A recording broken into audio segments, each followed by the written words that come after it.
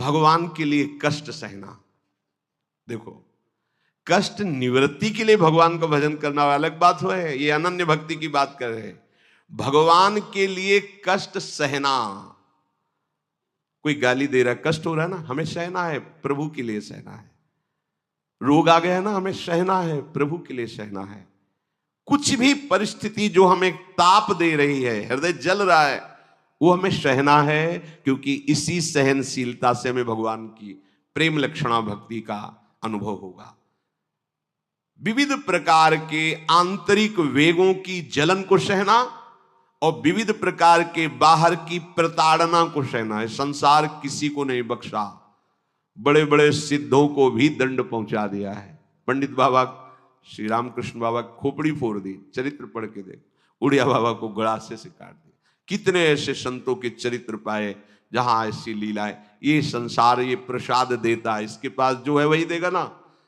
एक संसार दुष्ट की संगति ताहू में तुम पुष्ट करावो। अगर संसार के व्यवहार को देखो तो दुष्टता ही दुष्टता छाई है। उनको उनके मंगल की बात बताओ और वो तुम्हारा नाश सोचेंगे, कैसे तुम नष्ट हो जाओ, कैसे तुम अशांत हो जाओ, कैसे तुम भजन छोड़ दो। और वो चेष्टा कर रहे कैसे तुम भजन करो, कैसे तुम शांत हो, कैसे तुम मंगल को प्राप्त हो। तपंति विविधास्तापान, वो मेरे लिए विविध प्रकार के कष्ट सहते हैं। क्यों? ये कष्ट सहना तो बहुत ही कठिन बात है। बोले नहीं, नैतान मदगत चेतसा, जो मेरे में मन लगाए हुए उनको कष्ट सहना कोई बड़ी बात नहीं। ये खास बात प्रारंभ में इसका अभ्यास जब शुरू, बच्चा ही थे तो जैसे ठंडी लग रही, मैं शरीर नहीं हूं, वेदांत में मैं शरीर, बड़ा प्रभाव पड़ता था। नहीं नहीं, ये तो भ्रम है, मैं मान रहा हूं कि मैं शरीर हूं, इसलिए मुझे शीतलता लग रही। ये तो त्वगेंद्री का विषय है, शीतलता लगना या गर्मी लगना। नहीं, मेरा स्वरूप तो इससे विलग है। इतने में ही सहने की सामर्थ्य आ जाती थी। और कहीं ये विचार करने का भी अवसर नहीं, प्रियालाल में चित्त लगाए तो सहन करना क्या बात।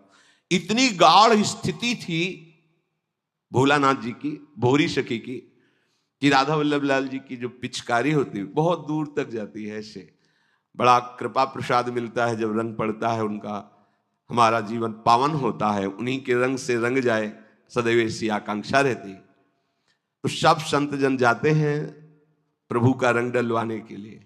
संसार का रंग तो बहुत ही फीका है, गाढ़ा रंग तो राधा वल्लभ लाल जी का है। दिखाई भले फीका देता हो, लेकिन गाढ़ा रंग है। ये चढ़ गया फिर उतरेगा नहीं।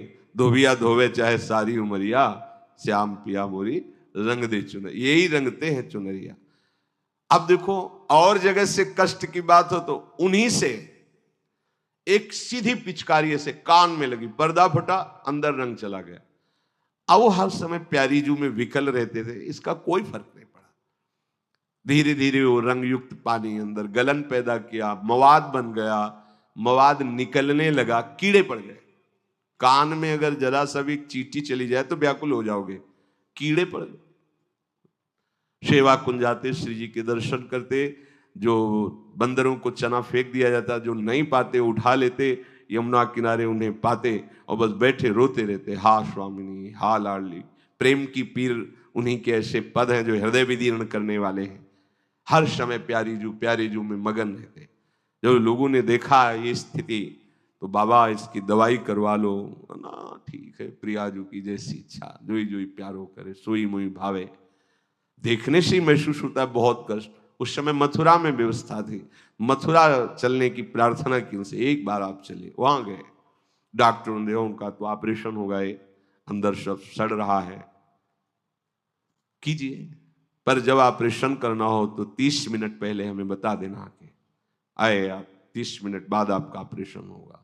श्री हरिवंश शांत, गायब, देह भाव रहित सहचरी स्वरूप में स्थित, शरीर ऐसे जैसे सांप की केचुल पड़ा है। ऑपरेशन, कोई सुनने की जरूरत नहीं, ऑपरेशन हुआ, अब साला